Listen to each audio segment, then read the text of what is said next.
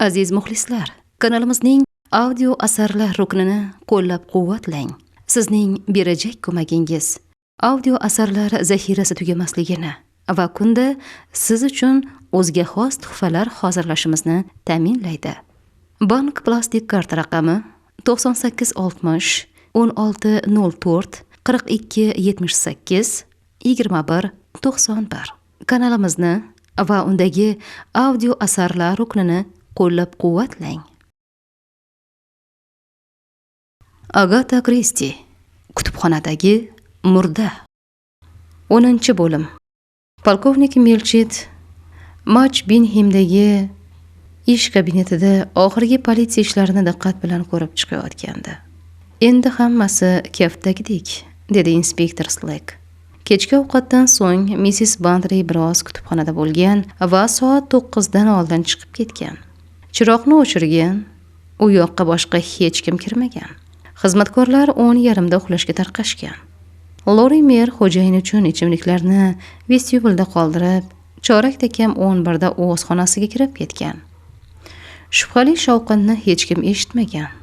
Faqat 3-oqsochdan tashqari. U haddan tashqari ko'p narsani eshitgan. Qattiq pichirlash, yurakni muzlatuvchi faryod, xullas, ancha narsani. Xonasidagi qo'shnisi, 2-oqsoch esa tuni bilan qimirlamasdan uxlaganini aytib qasam ichyapti. Xom xayollarga beriladigan ayollar doim tergovga xalal beradi. Buzib ochilgan deraza masalasida nima aniqlandi? Simonsning aytishicha, havaskor oddiy iskanadan foydalangan, deb javob berdi inspektor Slek. Ortiqcha shovqin bo'lishi mumkin ham emasdi. Iskana qayerdadir, o'sha yerda yotgan bo'lsa kerak.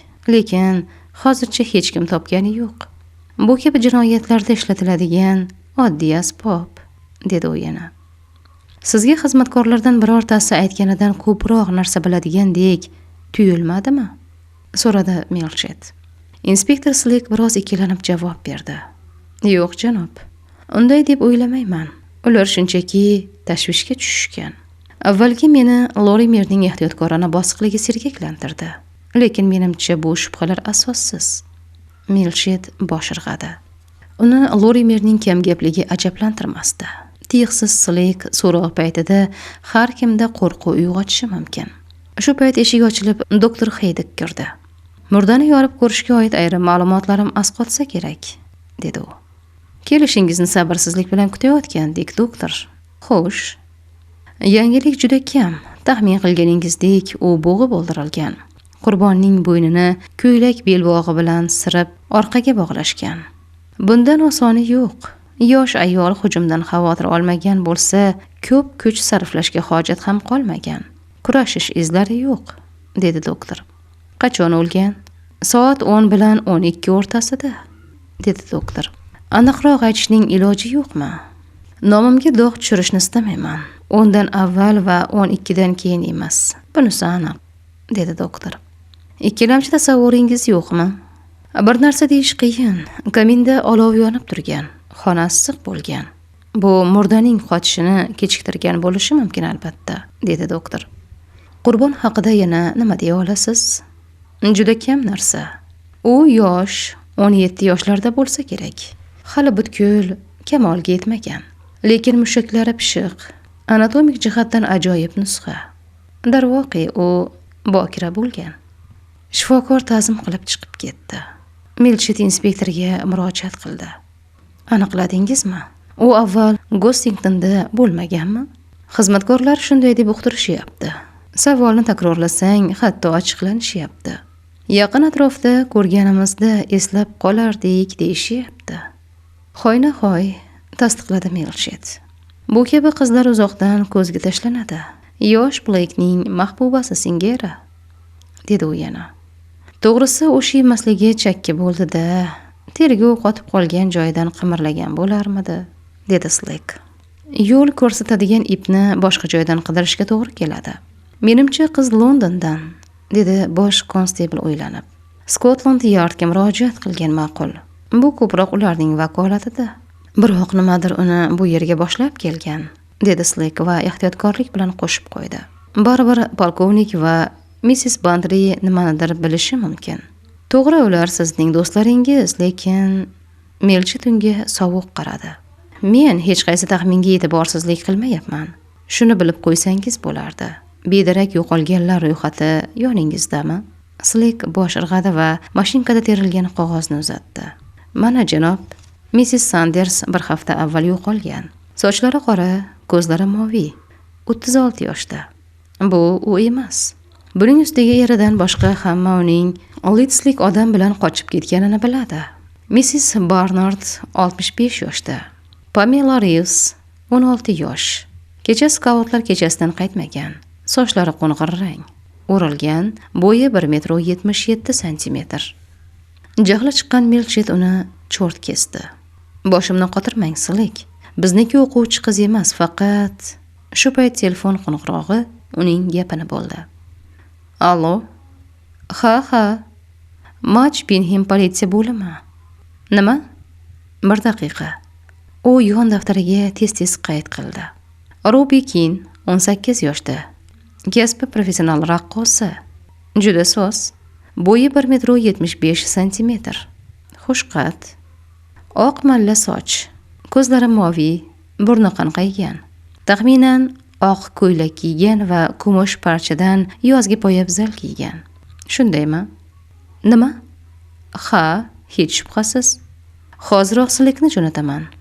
U go'shakni qo'yib xodimiga oshkora bezovtalik bilan qaradi. Iz topildi. Glen grafligi politsiyasidan qo'ng'iroq qilishdi. Deynmoddagi Majestic mehmonxonasidan qiz yo'qolgan. Deynmod? Deb takrorladi inspektor. Haqiqatga mos. Urf bo'lgan katta kurort. St. Mary Meadga ancha yaqin. Glen grafligi chegarasida. Bu yerdan atiga 30 kilometr narida, deb gapni ilib oldi bosh konstebl. Qiz Majestic mehmonxonasida raqs tushgan.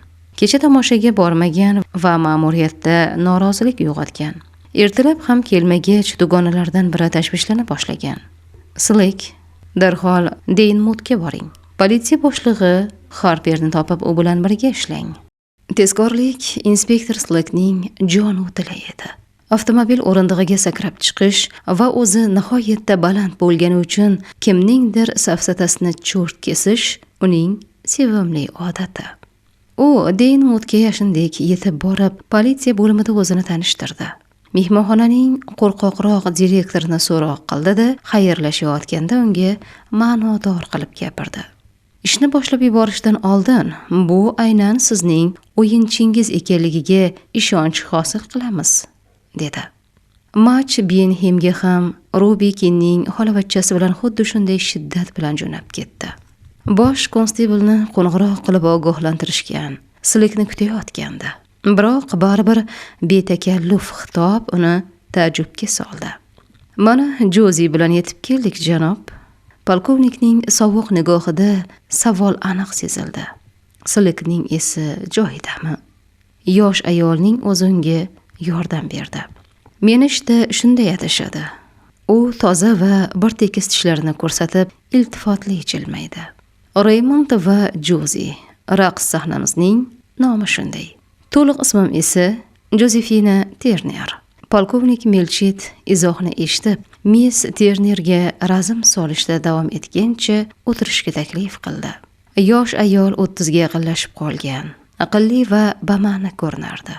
Aslo mash'um ayol toifasidan emas, jozibador va yoqimli, biroz pardoz qilgan, jiddiy, bashang kostyumda. Tashvishga tushgan, lekin qayg'uga botmagan deb o'yladi polkovnik. Ayol o'tirayotib, bu haqiqat ekanligiga ishona olmayman, dedi. Balki o'ldirilgan Ruby emasdir, dedi yana. Miss Turner, javobni biz aynan sizdan kutyapmiz. Afsusdaman, lekin tuyg'ularingizni sinovdan o'tkazishga to'g'ri keladi. Nima? Ko'rinishi shunchalik qo'rqinchlimi? Dedi ayol. Shubhasiz, hayajonga tushasiz. Demak, istaysizki, uni hozir ko'rishim kerakmi? Shunisi to'g'ri bo'ladi, Miss Turner. O'ldirilgan ayolning shaxsini aniqlamaguncha olg'a siljiy olmaymiz. Qancha tez bo'lsa, shuncha yaxshi. Mayli unda, dedi Turner xonim. Mashina ularni o'likxonaga olib bordi. Jozi u yerdan chiqqanda titrardi. Yuzi oqarib, so'ppayib qolgandi. Ruby ekan, bechora qizcha. Yuragim biram achishyaptiki. U atrofga nochor alangladi. Ozgina jin bo'lsa edi. Jin topilmadi. Lekin unga kichkina qadahda aroq olib kelishdi. Bir necha qultumdan so'ng Jozi tetiklashdi. Badbaxt Ruby, qanday dahshat. Uni erkak kishi o'ldirgan deb o'ylaysizmi? Jozi dovdirab qoldi. Yana kim bo'lishi mumkin? Shunday emasmi axir? dedi. Birortasidan gumon qilyapsizmi? U bosh chayqadi. Yo'q, aslo. Ruby menga hech nima aytmagan ham bo'lardi. Agar nega jim bo'lib qoldingiz? Ochig'ini ayting endi. Men faqat uning hayotiga qanday daxlim bo'lganini tushuntirib berishim mumkin. 3 yildan beri Majestikda ishlayman. Raqs sahnalaridan tashqari brij o'ynash ham mening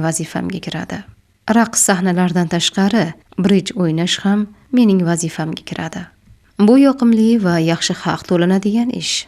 Biz tashrifchilar mehmonxona eshigidan kirishi bilanoq ularga g'amxo'rlik qilamiz. Albatta, xiraliklarsiz. Ba'zilar yolg'izlikni xush ko'radi, biroq ko'pchilik ko'ngilxushlikka tashna. Qarta o'ynovchilarga ulfat bo'lish talab etiladi. Yoshlar uchun esa raqs tushish. Tajriba va mahoratga ancha tez ega bo'lasiz. Milchit undan davom etishni so'radi. Xayolidan yosh ayolning yoqimli muomalasi uni mehmonxonaning qimmatli xodimasiga aylantiradi degan o'y o'tdi. Hech qanday zakovat yo'q, lekin sira ham anoyi emas. Bundan tashqari har oqshom sherigim bilan 2ta majburiy raqsim bor deb hikoya qilardi Jozi. Uning ismi Raymond Starr. U tennis bo'yicha instruktor. Yana raqs mashg'ulotlarini ham olib boradi. Yoz boshida cho'milayotganimda toshda sirg'alib, oyog'im chiqib ketdi. Milchit uning sal oqsoqlanayotganiga endi e'tibor berdi. Ayol davom etdi. Endi raqs tusha olmasdim. Bundan juda xafa bo'ldim. Shundan keyin ma'muriyat o'rnimga vaqtinchalik boshqa odam topmoqchi bo'ldi. Bu umuman ishdan ayrilish mumkin degani. Uning moviy ko'zlarida qat'iyat paydo bo'ldi. Nonimni topish uchun kurashishga to'g'ri kelardi. Shunda xayolimga Ruby keldi. Mehmonxona ma'muriyatiga majburiyatlarni bo'lishishni taklif qildim. Raqsni unga topshirib, brijni o'zimga qoldirishni. Shunday qilinsa begona odam suqilib kirmasdi. Nimani nazarda tutayotganimni tushunyapsizmi? Milchit bosh irg'adi. Rozilik olgach, Rubyga telegramma jo'natdim. Unda ham ijtimoiy zinapoyadan ko'tarilish, yaxshiroq davraga kirishga ajoyib imkoniyat paydo bo'lardi. Hammasi 1 oy oldin yuz berdi. Tushunarli, dedi polkovnik Milchit. U buni eplay oldimi? Ha, dedi Jozi. Yomon chiqmadi. Raqqosa sifatida u mendan bo'shroq, lekin Raymond ajoyib sherik va ustoz. Buning ustiga u chiroylikkina, qo'g'irchoq yuzli, nozik malla soch, ko'p bo'yinardi. Buning uchun unga doim tanbeh berardim. Lekin 18 yoshli qiz birovga quloq solarmidi? Hamma narsaning teskarisini qiladigan yosh. Men esa unga beo'xshov grim, majestik uslubida bo'lmagani uchun ham tanbeh berardim. Bu yerga nozik didli odamlar yig'iladi. Mehmonxonada uni yoqtirisharmidi? So'radi polkovnik. Albatta, lekin unga nazokat etishmasdi. U o'zini yoshlar emas, keksa jentelmenlarga yaqin tutardi. Do'sti bormidi? So'radi yana polkovnik. Yosh ayol Milchitga tushungandek qaradi. Siz o'ylagan ma'noda emas, ya'ni bilishimcha shunday. U sirlarini yashirmasdi. Milchit Jozining axloqiy qarashlari u qadar qat'iyligiga amin emasdi. Biroq betaraf savol bilan cheklandi. Oxirgi marta xolavachchangizni qachon ko'rdingiz? Kecha kechqurun. Odatda u Raymond bilan har kuni 2ta raqs tushardi. Biri 10:30da, ikkinchisi roppa-rosa yarim tunda. Birinchisidan keyin Ruby 2 yigit mehmonxona mijozlari bilan navbatma-navbat vals tushayotganini ko'rdim. Brij bilan band edim. Lekin qarta saloni va zal o'rtasida oynali devor bor. Menga hammasi yaxshi ko'rinib turgandi. 12ga bong urishi bilanoq tashvishga tushgan Raymond keldi. Ruby sahnaga chiqishga kechikayotgandi. Ishonavering, bundan qattiq jahlim chiqdi. Bu qizlar har xil ahmoqliklarga ishqiboz. Keyin ularni haydab yuborishadi. Raymond bilan Rubyning xonasiga chiqdik. U yerda yo'q ekan. Kiyimini almashtirgan shekilli raqs tushganda egnida bo'lgan burmali xilxila pushti ko'ylak kursida osilib turardi. Odatda u katta tungi bal uyushtiriladigan chorshanba oqshom bo'yi libosni almashtirmasdi. Qayoqqa ketganini tasavvur ham qila olmasdim. Orkestrdan Foxtrotni takrorlashni so'radik, lekin Ruby baribir kelmadi. Majburiy sahnada Raymond bilan raqs tushishga majbur bo'ldim. Uni tungi 2largacha kutdik. Ich-ichimdan g'azab toshayotgandi. Hatto hozir ham uning ovozi g'azabli yangradi. Milchit u nimanidir yashirayapti deb o'yladi. Demak, dedi u. Ertalab Ruby qaytmagani, to'shagi buzilmagani ma'lum bo'lgach, politsiyaga uning yo'qolgani haqida xabar bergansiz. Shundaymi? Slik unga bunday bo'lmaganini telefonda aytganda, ammo uning Josefina Ternerni sinab ko'rgisi keldi. U zarracha ikkilanishsiz javob berdi. Yo'q, politsiyaga men qo'ng'iroq qilmadim. Nega endi, Miss Terner? U Milchitga bosiqlik bilan qaradi. Mening o'rnimda bo'lganingizda siz ham bunday qilmagan bo'lardingiz. Ha, shundaymi? Dedi polkovnik. Men eng avvalo o'zimni o'ylashim kerak. Janjal chiqib, politsiya kelsa, direktor mamnun bo'ladimi? Umuman olganda, Ruby bilan baxtsizlik sodir bo'lgani xayolimga kelgani yo'q. Birorta o'rtog'i bilan aylangani ketgan bo'lsa, hademay qaytadi deb taxmin qildim. Kelsa yaxshilab tanbeh beraman deb o'tirgandim. Bularning bari uning 18 yoshdagi yengiltaklik, dedi ayol. Milchit o'zini qaytlarini titayotgandek ko'rsatdi. Chindan ham politsiyaga qandaydir Jefferson xabar beribdi. Mehmonxonada yashayotgan kishi bo'lsa kerak, dedi polkovnik. Josefina Terner qisqa qilib tasdiqladi. Ha, qiziq, unga kim maslahat berdi ekan? Deb so'radi bosh konstebl. Josefina jaketidagi kantni asabiylik bilan silab tekislardi. Polkovnik Milchitda yana u nimadir yashiryapti degan shubha paydo bo'ldi. Josefina xo'mrayib gapirdi. U janob, nogiron. Uni muvozanatdan chiqarish oson, dedi. Milchit suhbatni boshqa gapga burdi. Xolavachchangizni oxirgi marta raqs zalida birga ko'rgan yosh yigitchi? Ha, umi. Uning ismi Bartlett. Mehmonxonaga 10 kun oldin kelgan, dedi ayol. Ular do'stlashib qolishganmidi? Unchalik emas, har qalay bunday deb ayta olmayman. Josefinaning gap ohangida asabiylik sezildi. Uning o'zi nima deyapti? So'radi yana polkovnik. Ruby raqsdan so'ng o'payilik surish uchun xonasiga chiqib ketdi, dedi. O'shanda kiyimini almashtirganmi? So'radi yana polkovnik. Shunday bo'lsa kerak. Bu siz aniqlagan oxirgi ma'lumotmi? Keyin u yo'qolgan, deb gapni tuzatdi Jozi. Ha, Miss Kinning St. Mary Millda yoki shu yaqin atrofda tanishlari bormidi? So'radi polkovnik. Bilmayman, bo'lishi mumkin. Majestikda yaqin joylardan mijozlar bo'ladi. Menga o'zlari aytishmasa hech qachon hech nimani surishtirmayman. Xolavachangiz Gostington haqida hech narsa gapirmaganmi? Gostington haqida? Takrorladi Jozi ajablanib. Gostington qasri haqida. U qiziqib qolganga o'xshardi. Bu nomni birinchi marta eshityapman, dedi ayol. Gap shundaki, uning jasadi o'sha yerdan topildi, deb izoh berdi polkovnik Milchit. Gostington qasri? Takrorladi Jozi cho'zib. Nomi o'zgacha. Milchit o'zgacha eng mos so'z, deb o'yladi ichida. Polkovnik Bantry yoki uning xotini bilan tanishmisiz? Yo'q, dedi Josefina. Basil Blake degan bilanchi? Jozi peshonasini biroz tirishtirdi. Bu ismni eshitgandekman, lekin undan ortiq emas. Har yerda hozir inspektor Slik boshlig'iga yon daftar varag'ini tiqishtirdi. Unda shoshilinchda qadam bilan o'tgan haftada polkovnik Bantry Majestikda kechki ovqatni tanovul qilgan deb yozilgandi. Milchit yozuvdan ko'zini uzib inspektorning nigohini uchratdi. Polkovnik biroz qizardi. Slik shubhasiz chaqqon va vijdonli ofitser edi. Garchi bosh konstebl uni ko'p qadrlamasa ham. So'zsiz da'vatga javob berishga to'g'ri keldi. Aslida inspektor uni oshnasini oqlash, umuman o'z davrasidagi odamlarning yonini olishga urinishda ayblanayotgandi.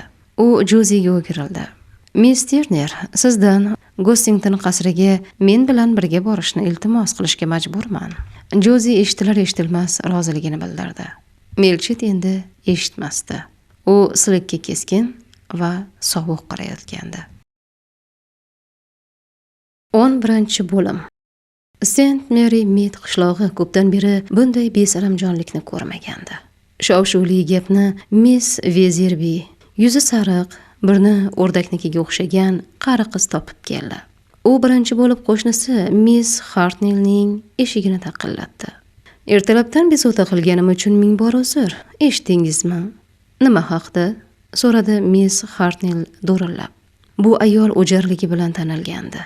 Kambag'allarning uylarini aylanib nasihat qilib yurardi. Garchi ular Miss Hartnelldan qochishga zo'r berib urinishsa ham. Yosh ayolning murdasi haqida albatta. Uni bugun ertalab polkovnik Bandrining kutubxonasidan topishibdi. Bandrining kutubxonasidan? Xuddi shunday. Dahshat emasmi? Bechora xotini, xitob qildi Miss Hartnell zavqlanib. Albatta u bunday bo'lishini kutmagan. Uning xayolida faqat gul ko'rgazmalari, erini esa unutib qo'ygan, dedi Miss Hartnell ayblagan kabi. Erkakka ko'z-quloq bo'lish kerak har kuni, deb tugatdi u fikrini g'azab bilan. Albatta, lekin qanday dahshat-a? Meni Jane Marplening fikri qiziqtiradi. Unda hoynahoy biror taxmin bo'lsa kerak. Axir u taxminlar bo'yicha usta-ku. Jane Marple Gossingtonga ketdi. Qanaqasiga? Saharlab-a? Tasavvur qiling, nonushtadan oldin. Shunaqami? Lekin to'g'risi, u hamma yoqqa burnini tiqadi. Bu odobdan emas. Unda emas, Mrs. Bantry unga mashina jo'natdi. Yo'q, buni qarang-a. Juda g'alati. Shu orada qisqa jimlik cho'kdi. Bu paytda ikkovi ham yangilikni hazm qildi. O'ldirilgan kim? Deb so'radi Miss Hartnell. Haligi Basil Blake'nikiga kelib turgan ayol. Ochmalla sochmi? Sochini kimyoviy yo'l bilan paxmoq qilib olgan. Miss Hartnell zamondan ortda qolgan, peroksid yordamida ochartirilgan soch bilan oq malla sochning farqiga bormasdi. Maysazorda deyarli kiyimsiz bo'lib yotadiganmi? So'radi yana. Ha, azizim, uni qasrda, gilam ustida bo'g'ib o'ldirilgan holda topishgan. Aql bovar qilmaydi. Gossingtonda. Miss Vezirbi ma'nodor bosh irg'adi. Bundan chiqdi polkovnik Bandri ham, Tafsilotlarni anglab zavqlanish uchun yana jimlik cho'kdi. Yaramas suyug'i yo'q, xitob qildi Miss Hartnell haqli g'azab bilan. Ammo xotinini bunaqa aldash, dedi Miss Vezirbi. Lekin janob Bandri xushmuomala va insofli erkak, dedi Miss Hartnell. Hamma narsa pismiqdan chiqadi. Jane Marplening sevimli iborasi, luqma tashladi Miss Vezirbi. 12-bo'lim. Mrs. Price Ridley yangilikdan ancha kechikib xabar topdi. Boy bevaning koshonasi ruhoniyning uyi yonida joylashgan edi. Xabarni xizmatkori Klara aytib qoldi. Tushunarliroq gapir, Klara. Bantrinikida kamin oldida o'lik ayol topilibdimi? Ha, xonim, aytishlaricha orqasi umuman ochiq ekan. Bas, Klara, ahmoqona tafsilotlarsiz gapir. Xo'p bo'ladi, xonim. Avvaliga uni dam olish kunlari janob Blake bilan janob Bukerning uyiga kelgan anavi malla soch deb gumon qilishdi. Lekin endi bilishsa, u butunlay boshqa ekan. Baliq sotuvchining o'g'li polkovnik Bandridan bunday ishni kutmagandim, deyapti. Axir u yakshanba kunlari cherkovga ehson yig'adi-ku. Dunyo yovuzlikka to'la, dedi Mrs. Ridley nasihatomuz. Buni eslab qol, Klara. Albatta, xonim. Oyim menga erkak bor uyda xizmat qilishimga ruxsat bermagan bo'lardi. Juda so'z, Klara, deb ma'qulladi beka. Ruhoniy juda yaqinda yashardi. Mrs. Ridley uni ish kabinetidan topdi. Bu keksa odam qishloqdagi mishmishlarga unchalik qiziqmasdi. Vahshiylarcha sodir etilgan jinoyat, dedi Mrs. Ridley xalloslagancha ostonadanoq. Fikringizni bilishim kerak, qadrli ruhoniy. Ruhoniy Klement tashvishlanib so'radi. Nima bo'ldi? Iye, eshitmadingizmi? Mehmon ayolning gap ohangi fojiali edi. Jirkanch mojaro. Yomon xulqli ayol bo'g'ib o'ldirilgan. Polkovnik Bantrinikida kamin yonida yotibdi. Pastor ko'zlarini katta ochdi. Lekin sog'ligingiz joyidami? deb so'radi. To'g'ri, buni aqlingizga sig'dira olmayapsiz. O'zim ham boshida ishonmadim. Yo'q, g'irt munofiqa shunday ustalik bilan niqobda yursa. Miss Ridley pastordan boshqacha fikr kutgandi, ammo u beozorgina qilib, "Men bu yerda polkovnik Bantrining nomiga dog' tushiradigan hech narsa ko'rmayapman", dedi. "Siz dunyo tashvishlaridan uzoqda yashaysiz, qadrli pastor. Gaplarimga quloq soling-da. O'tgan yoki undan avvalgi seshanbada, umuman olganda, buning nima farqi bor? Ertalabki London poyezdiga o'tirdim. Polkovnik Bantri bilan bitta kupeda ketdik. U yo'l bo'yi gazetani yuziga to'sib o'tirdi. Xuddi u bilan gaplashishimdan qo'rqayotgandek. Nimadandir bezovtaligi aniq edi." Pastor tushungandek bosh irg'adi. Paddington vokzalida xayrlashdik. U taksiga o'tkazib yuborishni taklif qildi. Lekin menga avtobus ma'qul edi. O'zi taksida ketdi. O'zini g'olibdek sezayotgan Mrs. Ridley jim qoldi. Oqko'ngil pastor hamon hech nimani tushunmasdi. "Yana dalillar kerakmi?" dedi mehmon ayol ketayotib. 13-bo'lim. Mrs. Bantri va Miss Marple Gossington qasrida o'rindiqqa joylashishdi. "Bilasizmi, azizam?" dedi Mrs. Bantri.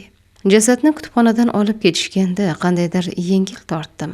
Uyda o'likning bo'lishi, oy, holatingizni juda yaxshi tushunaman, azizam", ma'qulladi Miss Marple. "O'zing his qilmaguningcha buni tushuntirib berishning iloji yo'q. Eslashimcha, qo'shningiznikida murda yotgandi, lekin bu umuman boshqa narsa-ku. Artur endi kutubxonani yomon ko'rib qoladimi deb qo'rqaman. Oqshomlarni u yerda biram maroqli o'tkazardikki. Qayerga ketyapsiz, Jane?" deb bezovtalanib qoldi u Miss Marple soatga qarab qo'yib o'rnidan turganini ko'rganda. "Ketishim kerak, mendan foyda kamroq", dedi Miss Marple. Yo'q, shoshmang, iltimos. To'g'ri, suratga olish tugadi. Barmoq izlari olindi. Politsiya ilk xulosalarni chiqardi, lekin nimadir menga kutilmagan yangiliklar oldinda ekanligini aytayapti. Hali ketadigan vaqtingiz bo'lmadi." Devor ortida qo'ng'iroq jiringladi. Beka telefon yoniga chiqdi va xursand bo'lib qaytib keldi. "Ana, adashmabman. Polkovnik Milchit anavi bechoraning xolavachchasini olib kelayotgani haqida ogohlantirdi." "Nima uchun?" so'radi Miss Marple. "Jinoyat joyini ko'rsatish uchun bo'lsa kerak. Balki boshqa sababi ham bo'lsa kerak deb o'ylayman men", dedi Marple. "Qanday?" "Uni polkovnik Bantri bilan uchrashtirish. Uni tanish-tanimasligini tekshirish uchunmi? Ammo u holda bundan chiqdi, Arturdan shubhalanishayotgan ekanda", dedi Miss Bantri zo'rg'a. "Oddiy rasmiyatchilik", deb tinchlantirdi uni keksa xonim. "Arturni nega bu voqeaga aralashtirishadi?" so'radi Miss Bantri. Miss Marple indamadi.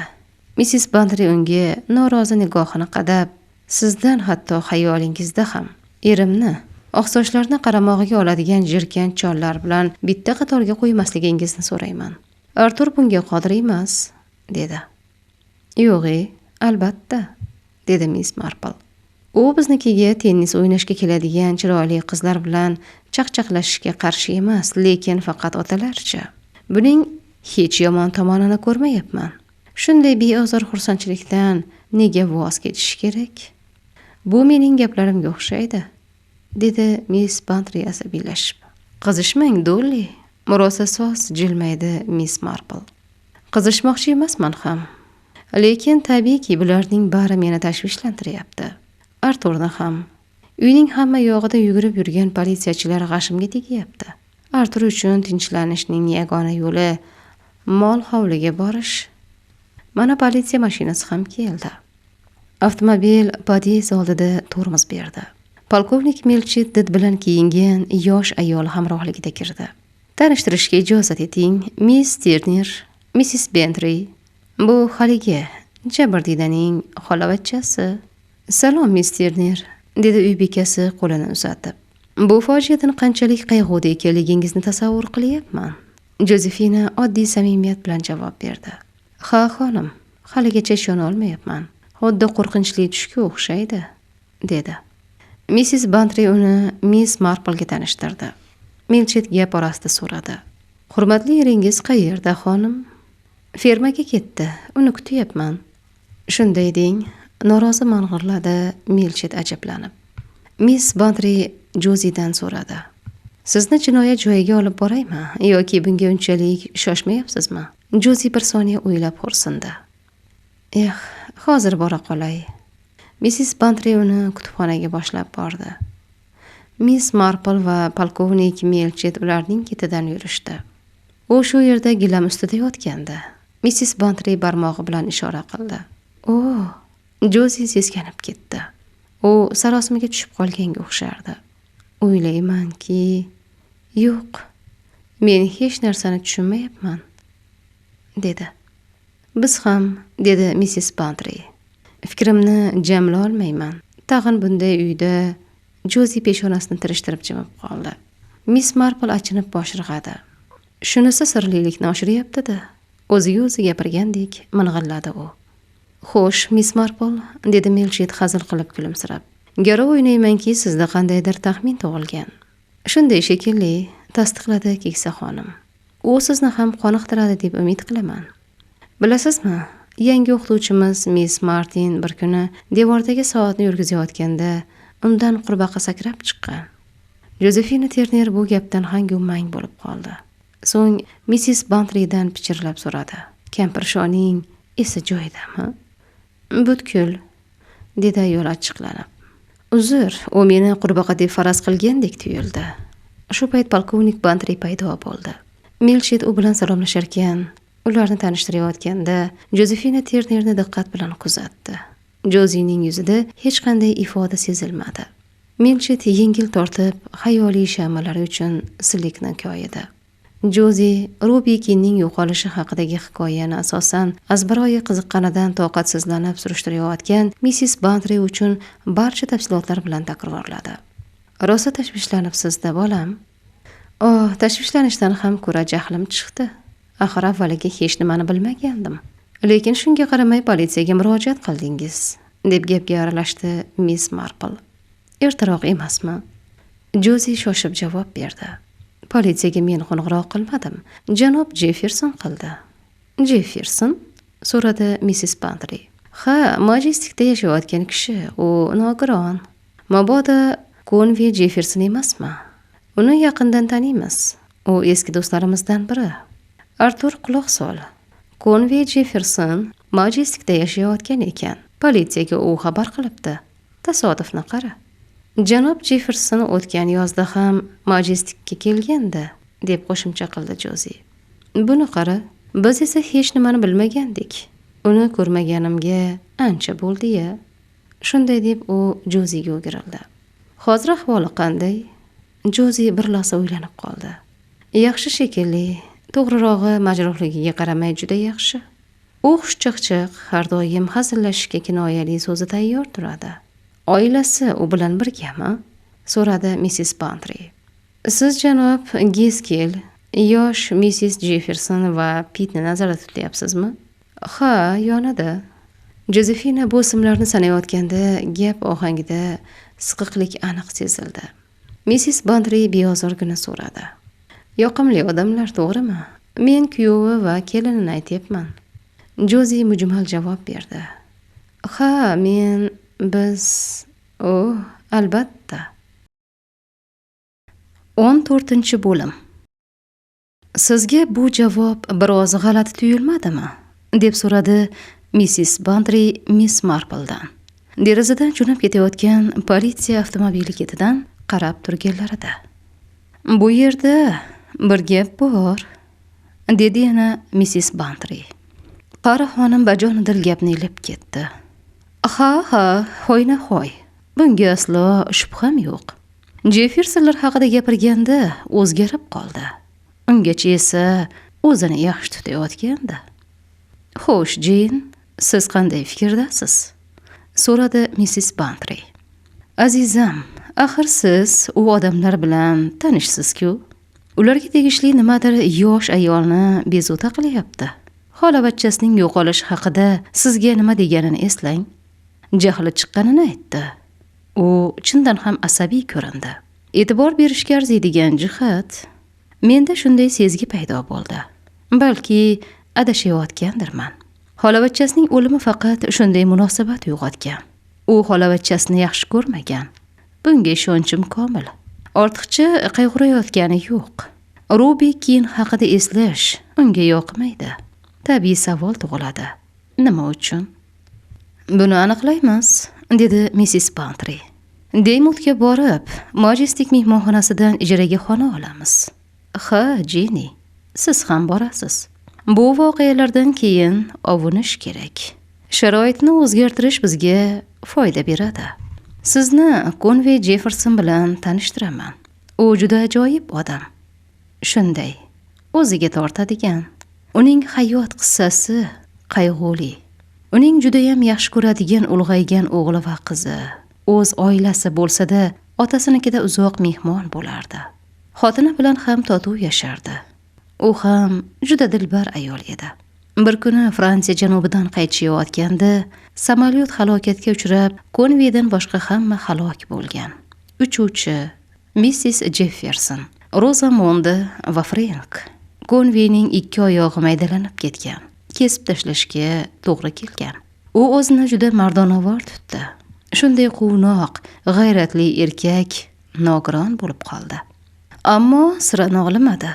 Kelini Frankning bevasi u bilan birga yashaydi. Birinchi nikohidan o'g'li bor. Ismi Pete Carmody.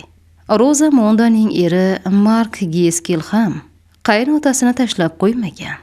Bularning bari juda qayg'uli, dedi Mrs. Bantry. Bugun bizda boshqa fojia, deb eslatdi Miss Marple. Ha, lekin Jeffersonga uning daxli yo'q. Ko'ramiz, dedi Miss Marple o'ychan. Axir politsiyani aynan Jefferson oyoqqa turg'azdi-ku. Chindan ham, Jane, kutilmagan tasodif, dedi Mrs. Bantry.